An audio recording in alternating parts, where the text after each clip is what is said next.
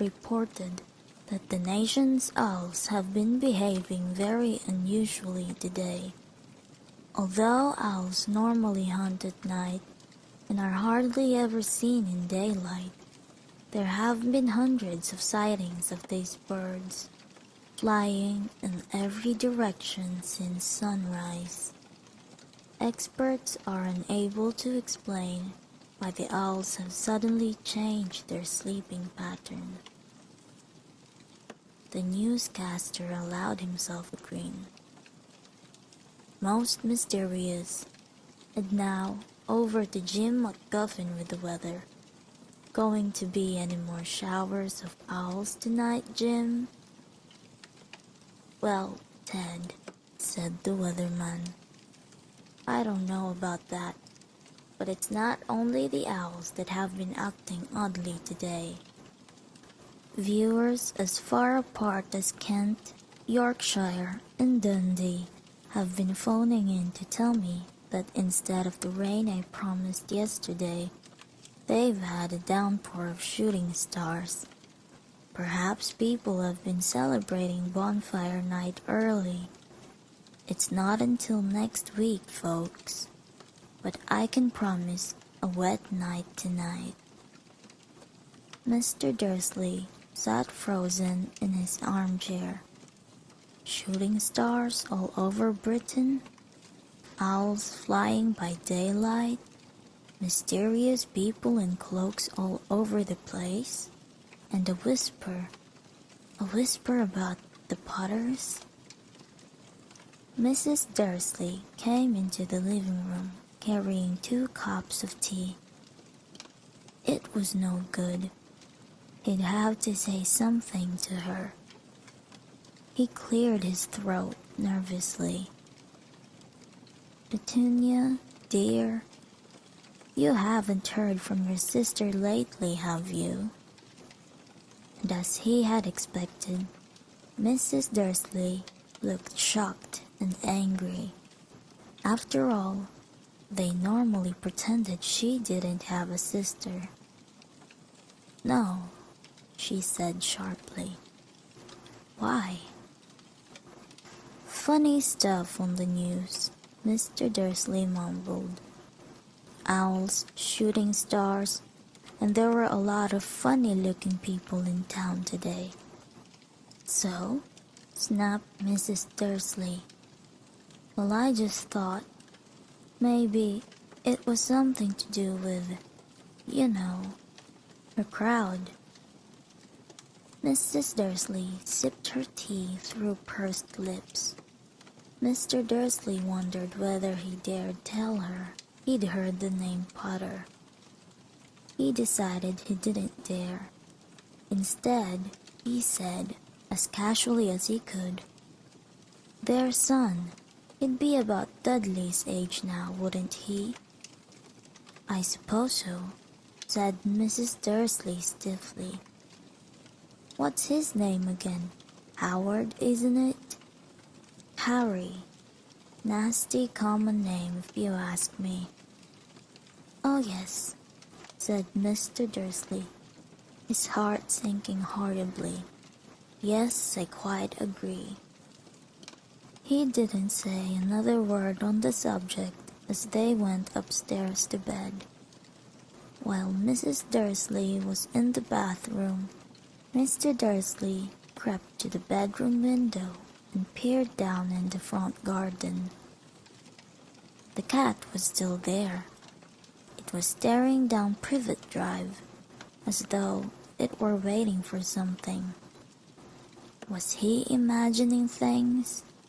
Could all this have anything to do with the Potters? If it did, if it got out that they were related to a pair of, well, he didn't think he could bear it. The Dursleys got into bed. Mrs. Dursley fell asleep quickly, but Mr. Dursley lay awake, turning it all over in his mind.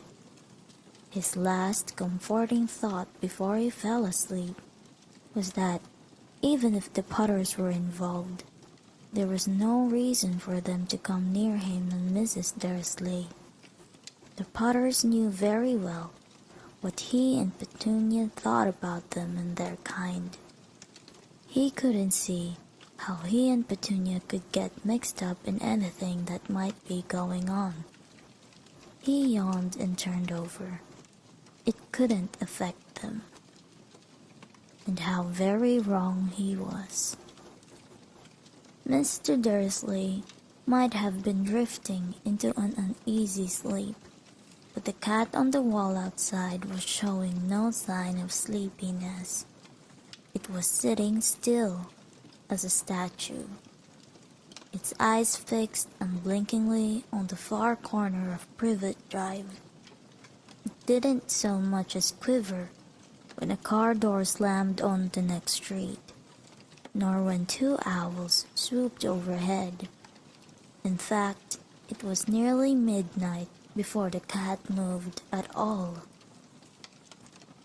A man appeared on the corner the cat had been watching. Appeared so suddenly and silently you'd have thought he'd just popped out of the ground. The cat's tail twitched and its eyes narrowed. Nothing like this man had ever been seen on Privet Drive. He was tall, thin, and very old, judging by the silver of his hair and beard, which were both long enough to tuck into his belt. He was wearing long robes, a purple cloak that swept the ground, and high-heeled buckled boots.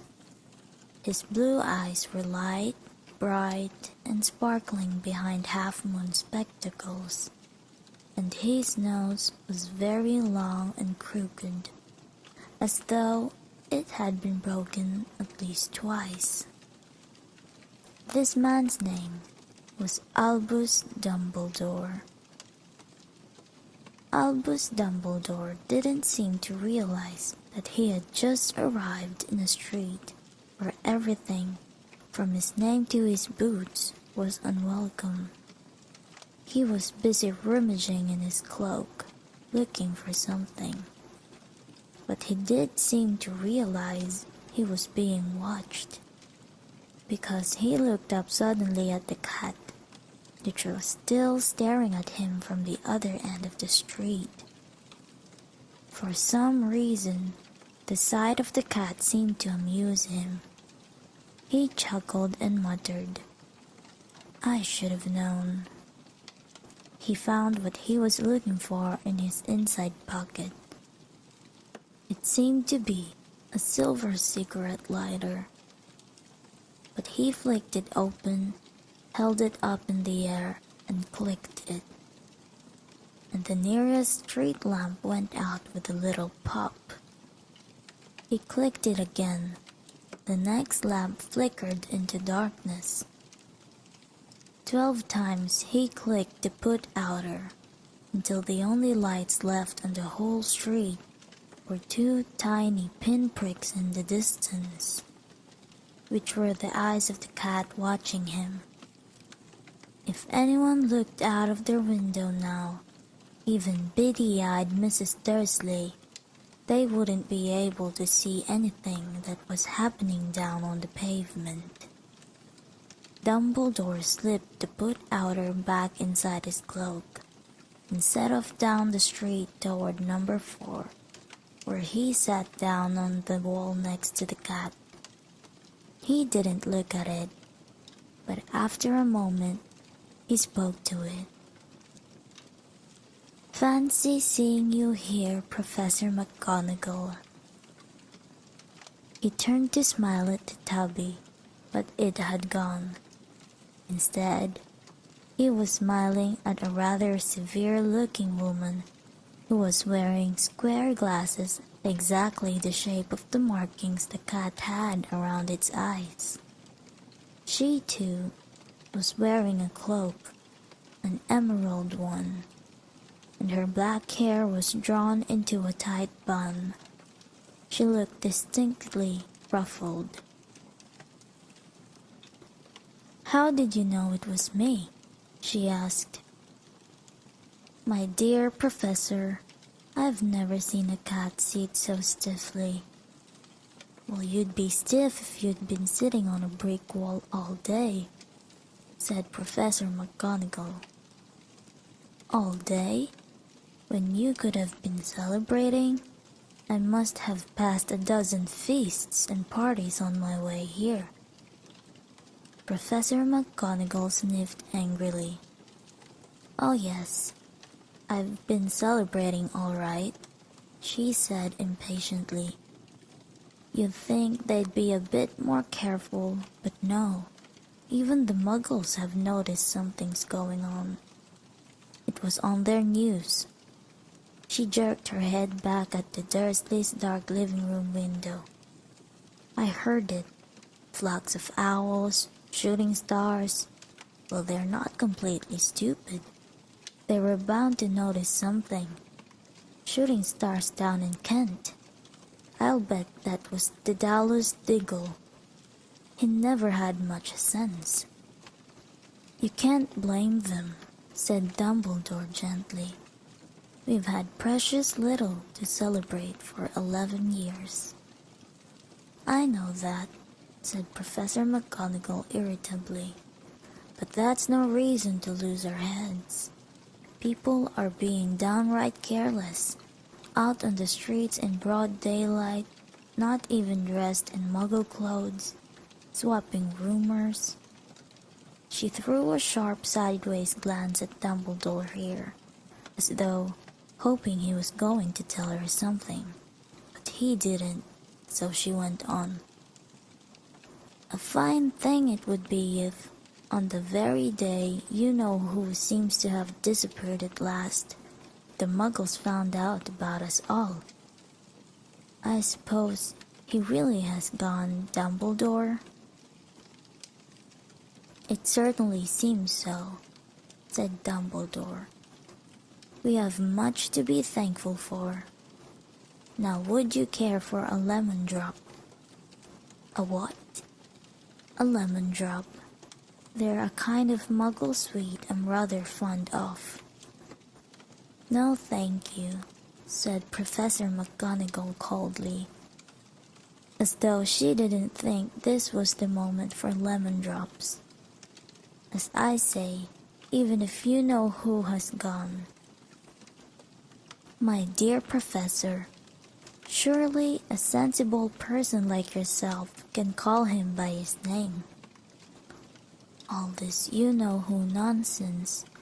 For 11 years, I have been trying to persuade people to call him by his proper name, Voldemort."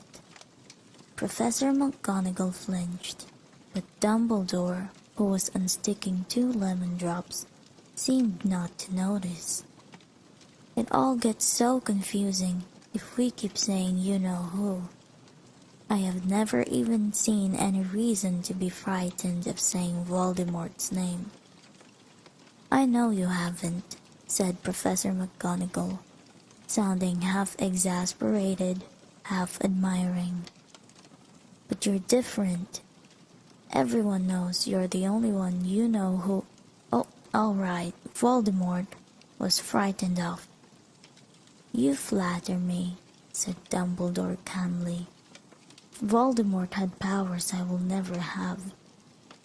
Only because you're too noble to use them. It's lucky it's dark.